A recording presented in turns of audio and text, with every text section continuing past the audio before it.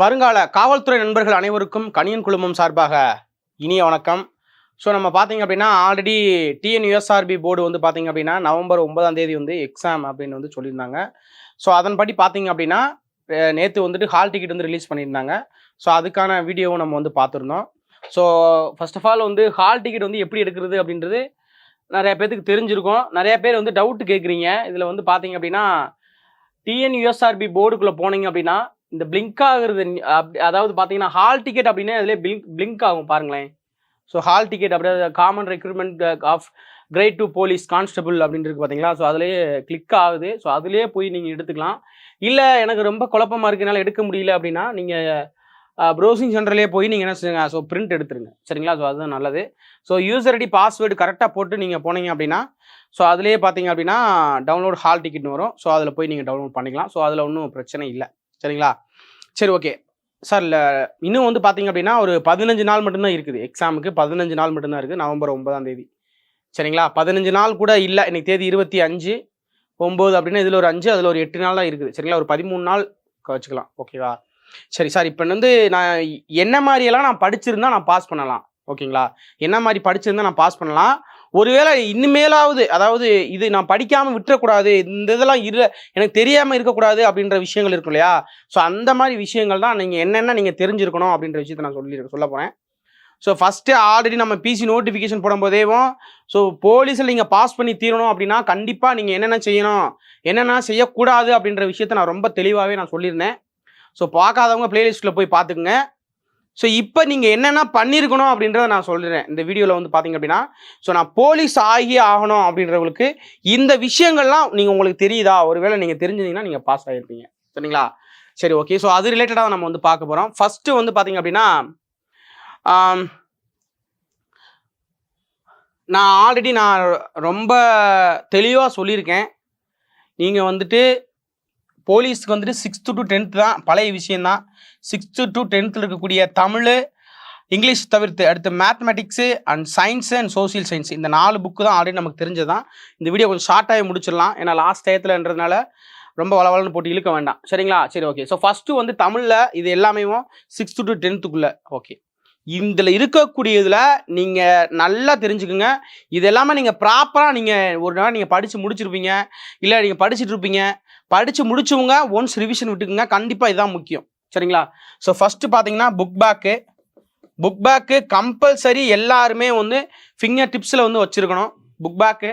So அதுக்கடுத்து பார்த்தீங்கன்னா box கொஷின்ஸை பொறுத்தளவுக்கு பார்த்தீங்கன்னா நமக்கு அநேகமான கொஷின்ஸ் எங்கேருந்து தான் வரும் பார்த்தீங்கன்னா பாக்ஸ் கொஷின்ஸ்லேருந்து தான் வரும். ஸோ நமக்கு ஆல்ரெடி நமக்கு தெரிஞ்சது தான். ஸோ அதுக்கடுத்து பார்த்தீங்கன்னா ப்ரீவியஸ் இயர் கொஷின்ஸு. சரிங்களா. Previous year questions. ஸோ இந்த 3 நீங்கள் கம்பல்சரி தரவாக வந்து வச்சுருக்கணும். இப்போ நீங்கள் ஆல்ரெடி முடிச்சிருப்பீங்க. ஸோ இந்த 3மேவும் தெரியலைன்னா கஷ்டங்க. ஞாபகம் வச்சுக்கணும். இல்லை சார் என்ன சார் இப்படி சொல்கிறீங்கன்னா இங்கே கடைசி டயத்தில் இப்படி போய் சொல்கிறீங்க. ஆமாம், எல்லா பேத்துக்குமே தெரிஞ்சது தான். லாஸ்ட் டயத்தில் கண்டிப்பாக இந்த 3 கம்பல்சரி நீங்கள் வந்து ரொம்ப தரவாக நீங்கள் படிச்சிருக்கணும். அது தவிர்த்து நான் முதலே சொன்ன மாதிரி பார்த்தீங்க அப்படின்னா ஸோ இந்த ஏதாவது ஒரு டெஸ்ட்டு போட்டு பாருங்க அப்படின்னு சொல்லியிருந்தேன். அதுவுமே பார்த்தீங்கன்னா 6th to 10th இருக்கிறது தான். சரிங்களா. ஸோ இந்த 4 விஷயத்தை இந்த இப்போ சப்போஸ் நீங்கள் எங்கேயாவது நீங்கள் டெஸ்ட் போட்டு பார்த்துருக்கீங்க ஏதாவது ஒன்று வச்சுருந்தீங்கன்னா ஸோ இப்போ ஃபார் எக்ஸாம்பிள் வந்துட்டு ஒரு 30 டெஸ்ட் இருக்குன்னு வச்சுங்களேன். இந்த 30 டெஸ்ட்டில் வந்து ஒரு டெஸ்ட்டுக்கு 70 கொஷின் பண்ணிக்க முவேளை 21. சரிங்களா. ஒரு 2100 கொஷின்ஸ் இருக்கும். அந்த 2100 கொஷின் அது வந்து எங்கே இருக்கும், 6th to 10th தான் அந்த கொஷின்ஸ் ஃபுல்லாகவே எடுத்திருப்பாங்க. ஸோ அந்த 2100 கொஷின்ஸை நீங்கள் வந்துட்டு இந்த கேள்விக்கு இந்த பதில் இந்த மாதிரி அப்படின்னு ஒருவேளை டிஸ்கஷன் கொடுத்துருந்தாங்கன்னா அந்த டிஸ்கஷன் இந்த 4 விஷயம் தெரிஞ்சுன்னா நீங்கள் பாஸ் ஆயிடுவீங்க. அவ்வளோதாங்க மேட்ரு. சரிங்களா. சார் இல்லை சார் நான் வந்து அந்த மெட்டீரியல் படிக்கிறேன், இந்த மெட்டீரியல் படிக்கிறேன். எல்லா மெட்டீரியலுமேவும் எந்த இன்ஸ்டியூட் மெட்டீரியல் கொடுத்தாலும் அது 6th to 10th தான் கொடுத்துருப்பாங்க. சரிங்களா. அதில் எந்த விதமான மாற்று கருத்தும் கிடையாது. ஆக மொத்தம் நீங்கள் இந்த விஷயத்தை மட்டும் நீங்கள் தரவாக நீங்கள் ஞாபகம் வச்சுக்கோங்க. Book back and box and previous year question இது நீங்கள் தரவாக இருந்தீங்கன்னா நீங்கள் கிட்டத்தட்ட 70% நீங்கள் பாஸ் ஆகிடலாம். சரிங்களா. அப்போ மிச்சம் 30% என்ன சார் பண்ணுறது அப்படின்னு பார்த்தீங்கன்னா அதான் மிச்சம் 30 வந்து நீங்கள் டெஸ்ட்டு ஏதாவது ஒரு டெஸ்ட்டில் வந்து போட்டிருப்பீங்க, இல்லை வந்து 6th to 10th இருக்க புக்கை வந்து தரவாக படிச்சிருப்பீங்க. சரிங்களா. ஸோ இதுதான் நமக்கு வந்து நம்ம பார்க்கக்கூடிய விஷயம். நீங்கள் இதை பண்ணீங்கன்னா நீங்கள் கண்டிப்பாக நீங்கள் பாஸ் இதை பண்ணி முடிச்சிருந்தீங்க அப்படின்னா கம்பல்சரி நீங்கள் பாஸ் ஆயிடுவீங்க. சரிங்களா? சரிங்க சார், வேற என்ன சார் பண்ணணும் அப்படின்னு பார்த்தீங்க அப்படின்னா, பண்ணக்கூடாத விஷயங்கள் நான் சொல்லிடுறேன்.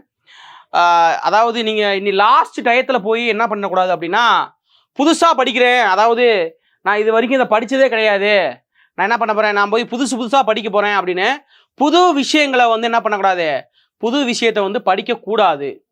சரிங்களா? இப்போ ஃபார் எக்ஸாம்பிள் வந்துட்டு, இல்லை நான் 10th வரைக்கும் படிச்சிருக்கேன், இல்லை +1 +2 இருந்துக்கேன்னா ஒருவேளை கேள்வி கேட்டால் என்ன பண்ணுறது, நான் அதை போய் புதுசாக படிக்க போகிறேன், அந்த விஷயங்களை தயவு செஞ்சு பண்ணிடாதீங்க. ஏன்னா அது லாஸ்ட் டயத்தில் வந்து பார்த்தீங்க அப்படின்னா உங்களுக்கு ஒரு வேளை அது தப்பாக போயிடும். சரிங்களா? அதனால வந்து புது விஷயங்களை படிக்க வேண்டாம். அதுக்கப்புறம் கரண்ட் அஃபேர்ஸ் படிக்காமல் இருந்துடாதீங்க. லாஸ்ட் டயத்தில் வந்துட்டு கரண்ட் அஃபேரை வந்து ஓவராலாக வாசிச்சு விடுங்க. சரிங்களா? படிக்காமல் இருக்கக்கூடாது. சரிங்களா? கரண்ட் அஃபேரை வந்து லாஸ்ட் டயத்தில் வந்துட்டு ஏதாவது மெட்டீரியல் வச்சுருப்பீங்க, இல்லை மாதம் வந்து நோட்ஸ் எடுத்து வச்சுருப்பீங்க, அதை ஒன்ஸ் வந்து லாஸ்ட் டயத்தில் வந்து வாசிச்சு விடுங்க. ஏன்னா நமக்கு 2, 3, 4, 5 கொஸ்டின் கூட வரைக்கும் கூட கேட்கலாம். சரிங்களா? அதனால் இப்போ நல்லா பார்த்துக்கணும். ஸோ இந்த விஷயத்த நீங்கள் பண்ணணும். அதுக்கடுத்து பார்த்தீங்க அப்படின்னா, தமிழ் எலிஜிபிலிட்டிலேயே இப்போ நமக்கு குரூப் 4ல் பார்த்தீங்கன்னா நிறைய பேர் தமிழ்லேயே மார்க் வரல, தமிழ்லேயே ஃபெயில் ஆகிருக்காங்க. ஸோ அந்த தவறை மட்டும் பண்ணிடாதீங்க. நிறைய இங்கிலீஷ் மீடியம் ஸ்டூடெண்ட் இருப்பீங்க, பிசி எக்ஸாம் எழுதுறவங்க இங்கிலீஷ் மீடியம் ஸ்டூடெண்ட் இருப்பீங்க. அவங்களுக்கு தமிழ் எலிஜிபிலிட்டி வந்து என்ன பண்ணணும், நம்ம என்ன மாதிரி ப்ரிப்பேர் பண்ணணும் அப்படின்ற விஷயங்களை பேசிக் நீங்கள் தெரிஞ்சுக்கங்க. ஒருவேளை உங்களுக்கு தெரியலனாலும் என்ன மாதிரி பாஸ் பண்ணுற அளவுக்கு என்ன இருக்கும் அப்படின்ற மட்டும் பார்த்துக்குங்க. ஸோ அந்த விஷயத்த நீங்கள் கண்டிப்பாக பண்ணணும். ஸோ சப்போஸ் வந்துட்டு நீங்கள் படிக்காமல் விட்டுருந்தாலும் கூட பார்த்தீங்க அப்படின்னா நமக்கு ஃபெயில் ஆகிறதுக்கு வந்து நிறைய பாசிபிள் இருக்குது. சரிங்களா? அதாவது தமிழ் எலிஜிபிலிட்டிலே நமக்கு 40% எடுக்கலன்னு என்ன தான் ஃபெயிலில் நமக்கு ஸ்கோரிங் ஏரியா வந்து திருத்த மாட்டாங்க, நமக்கு தெரிஞ்சது தான். சரிங்களா? அதனால வந்து தமிழில் வந்துட்டு கொஞ்சம் அதுக்காக நான் எனக்கு எல்லாமே தெரியும், நான் தமிழ் படிச்சிருக்கேன் அப்படின்ற மாதிரி பண்ணாங்க. லாஸ்ட் டயத்தில் வந்து தமிழையும் என்ன பண்ணுங்க, ஓவராலாக வந்து கொஞ்சம் ரிவிஷன் விடுங்க. ரொம்ப ரொம்ப ரொம்ப முக்கியம். அடுத்து பண்ணக்கூடாத விஷயங்களில் பார்த்தீங்க அப்படின்னா, லாஸ்ட் டைம் வந்து ரிவிஷன் பண்ணாமல் மட்டும் இருந்துடாதீங்க. ரிவிஷன் வந்து ரொம்ப ரொம்ப முக்கியம். ரிவிஷன் பண்ணாமல் இருந்துடக்கூடாது. ஓகேங்களா? ரிவிஷன் வந்து பார்த்தீங்க அப்படின்னா, நீங்கள் என்னென்ன படிச்சிருக்கீங்களோ இது வரைக்கும் அதை ஃபுல்லாமே எடுத்து ரிவிஷன் விட்டுகிட்டே இருக்கணும். சரிங்களா? ஸோ அதுக்கடுத்து பார்த்தீங்கன்னா, ஃபுல் டெஸ்ட்டு ஓவராலாக நமக்கு வந்து ஒரு 2-3 டெஸ்ட்டாவது நீங்கள் போட்டு பார்க்கணும். சரிங்களா? அது ரொம்ப ரொம்ப ரொம்ப ரொம்ப முக்கியம். ஓவரால் டெஸ்ட் மீன்ஸ் என்ன அப்படின்னா, கவனிங்க, நமக்கு வந்து தமிழ் எலிஜிபிலிட்டியில் வந்து பார்த்தீங்கன்னா ஒரு 80 கொஸ்டின் இருக்கும், அப்படி தானே? 80 கொஸ்டின் இருக்கும். அதுக்கடுத்து ஸ்கோரிங் ஜிகே பார்த்தீங்க அப்படின்னா ஒரு 70 கொஸ்டின் இருக்கும். ஸோ மொத்தமாக பார்த்தீங்க அப்படின்னா 150 கொஸ்டின் இருக்கும். அது வந்து பார்த்தீங்க அப்படின்னா மொத்தமாக நமக்கு எப்படி எக்ஸாமுக்குள்ள எழுதி பார்ப்போமோ அதே மாதிரி ஓவராலாக வந்து பார்த்தீங்க அப்படின்னா ஒரு 3 டெஸ்ட்டாவது, குறைஞ்சபட்சம் ஒரு 3 டெஸ்ட்டாவது நீங்கள் போட்டு பார்க்கணும். அப்போ தான் உங்களுக்கு வந்து சரி ஓகே, இந்த பாடங்கள்லாம் நமக்கு படிச்சிருக்கோம், இதெல்லாம் நமக்கு இருக்கும் அப்படின்னா உங்களுக்குள்ளே ஒரு கான்ஃபிடென்ட் வரும். சரிங்களா? ஸோ ரொம்ப ரொம்ப முக்கியம். ஓவராலாக வந்து இந்த டெஸ்ட்டை வந்து நீங்கள் போட்டு பாருங்கள். ஓகேங்களா? ஓவரால் டெஸ்ட்டு போட்டு பாருங்கள். இப்போ நம்ம இதுலேயுமே கூட பார்த்தீங்க அப்படின்னா ஓவரால் டெஸ்ட்டு ஒரு 5 டெஸ்ட்டு வந்து வைக்க போகிறாங்க. சரிங்களா? லாஸ்ட்டில் வந்து 3, 4, 5, 6 வரைக்கும் ஒரு 5 டெஸ்ட்டு வந்து இருக்குது. சரிங்களா? ஓகே, இது ரொம்ப முக்கியம். அடுத்தபடியாக பார்த்தீங்க அப்படின்னா, நான் ஃபஸ்ட்டு இன்னொரு டைம் ரிவிஷன் பண்ணிடுறேன். First book back and box question and previous year question. Test கொஷினில் ஒரு ஃபார் எக்ஸாம்பிள் 30 கொஷின்னா 2100 கொஷின் அது. ஸோ இது எல்லாத்தையும் படிச்சுட்டு பார்த்தீங்கன்னா கரண்ட் அஃபேர் பார்க்கணும். தமிழ் எலிஜிபிலிட்டிக்கு வந்துட்டு நல்லா படிச்சிருக்கணும். அதே மாதிரி பார்த்தீங்க அப்படின்னா புதுசாக படிக்கக்கூடாது. நீங்கள் செய்யக்கூடாத விஷயங்களில் முக்கியமானது எதுன்னு பார்த்தீங்க அப்படின்னா, புதுசாக வந்து எதையுமே வந்து போய் இதை போய் படிக்கிறேன் அதை போய் படிக்கிறேன் அப்படின்னு படிக்கக்கூடாது. அதுக்கப்புறம் பார்த்தீங்க அப்படின்னா, நீங்கள் வந்து இப்போ சப்போஸ் வந்துட்டு ஒரு மெட்டீரியல் நீங்கள் படிக்கிறீங்கன்னு வச்சுங்களேன், ஒரு மெட்டீரியல் நீங்கள் படிச்சிருப்பீங்க, அந்த மெட்டீரியல் படிச்சுட்டு என்ன பண்ணுறீங்க அப்படின்னா படித்து முடிச்சிருப்பீங்க, ஓவராலாக நீங்கள் ரிவிஷன் பண்ணிட்டு இருப்பீங்க. இப்போ என்ன பண்ணுவாங்கன்னா, யாராவது புதுசாக வந்து ஒரு மெட்டீரியல் வந்து தருவாங்க, இல்லை இதுலேருந்து கொஸ்டின் கேட்டிருக்காங்க அப்படின்னு சொல்லுவாங்க. அப்போ இதில் வந்து லாஸ்ட் டயத்தில் வந்து அதெல்லாம் படிக்காதீங்க. ஸோ அந்த இது வந்துட்டு பார்த்தீங்க அப்படின்னா நமக்கு வந்துட்டு ஒரு சில விஷயங்கள் நமக்கு தெரியாத விஷயங்களை ஆட் பண்ணியிருப்பாங்க, இல்லை அது +1 +2 டேட்டாவும் சேர்த்து கொடுத்துருப்பாங்க. அப்போ ஒரு சிலலாம் தெரியாமல் போயிடும். நமக்கு வந்துட்டு அதுவே நமக்கு ஒரு மாதிரி நெகட்டிவ் தாட்ஸை வந்து கொண்டு வந்துடும். சரிங்களா? ஸோ அதனால் அதையும் கொஞ்சம் விஷயத்தில் வந்து கொஞ்சம் கவனம் செலுத்திக்கிங்க. ஸோ ஓவராலாக பார்த்தீங்க அப்படின்னா, ஸோ இவ்வளோ தான் நான் சொல்ல வந்த விஷயம். ஸோ லாஸ்ட் டைம் அப்படின்றனால வந்து பார்த்தீங்க அப்படின்னா கொஞ்சம் ஸ்பீடாக ரிவிஷன் விடுங்க. இப்போ டயத்தில் நீங்கள் ரிவிஷன் விடுறதுக்கான கரெக்டான டைம் இதுதான். சரிங்களா? அப்படியே கடன்னு ரிவிஷன் விட்டுட்டு டெஸ்ட் கொஷின், நீங்கள் டெஸ்ட் போட்ட கொஷின்ஸ்லாம் ஒன் டைம் எடுத்து பாருங்கள். Book back, box and previous year question எல்லாத்தையும் எடுத்து ஓவராலாக வந்து பார்த்துருங்க. லாஸ்ட் டைம் அதாவது 9ஆம் தேதிக்கு முன்னாடி 8ஆம் தேதி கொஞ்சம் மதியத்துக்கு மேலே கொஞ்சம் ஃப்ரீயாக விட்டுருங்க. அன்றைக்கி டே ஃபுல்லாக ஃப்ரீயாக விட்டுருங்க, அது வேறு விஷயம். மதியத்துக்கு மேலே கொஞ்சம் ஃப்ரீயாக விட்டுருங்க.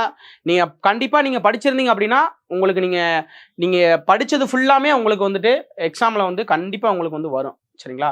ஸோ அதில் எந்த விதமான மாற்று கருத்தும் கிடையாது. ஸோ நல்லா பாருங்கள், நல்லா படிங்க. ஸோ நம்ம கணியன் புக்ஸை படித்தவங்களுக்கு ஒரு சின்ன ஒரு வேண்டுகோள் என்ன அப்படின்னா, கணியன் புக்ஸை படிச்சுட்டு கண்டிப்பாக நம்ம இதில் வந்து பார்த்தீங்கன்னா ஒரு 65லேருந்து 67 கொஸ்டின் வரைக்கும் டேரெக்டாக நமக்கு வந்து வந்துடும். அதில் எந்த விதமான மாற்று கருத்தும் கிடையாது. ஸோ திரும்பி ரிவிஷன் பண்ணுங்கள். அதுக்குள்ளேயே திரும்பி பாருங்கள். ஸோ மற்றபடி வந்து நமக்கு கொஷின் பேங்க் கொடுத்துருக்கோம் இல்லையா கணியன் புக்ஸில் கொஷின் பேங்க்கு, அதை ஃபுல்லாக லாஸ்ட் டயத்தில் வந்து டெஸ்ட் எடுத்து பாருங்கள். அது போதுமானது. சரிங்களா? ஸோ கண்டிப்பாக இதை ஃபாலோ பண்ணுங்கள். கண்டிப்பாக வரக்கூடிய 2025 பிசி எக்ஸாமில் கண்டிப்பாக எக்ஸாமில் எல்லாருமே ஒரு நல்ல ஸ்கோர் பண்ணி நல்ல நிலைமைக்கு வருவீங்க. ஸோ வேறு ஏதாவது டவுட் இருந்தாலும் கீழே கமெண்ட் பண்ணுங்கள். கண்டிப்பாக உங்களுடைய வெற்றிக்காக எங்களது கணியன் குழுமம் தொடர்ந்து பயணிக்கும். மீண்டும் அடுத்த ஒரு காணொளியில் சந்திப்போம். நன்றி, வணக்கம்.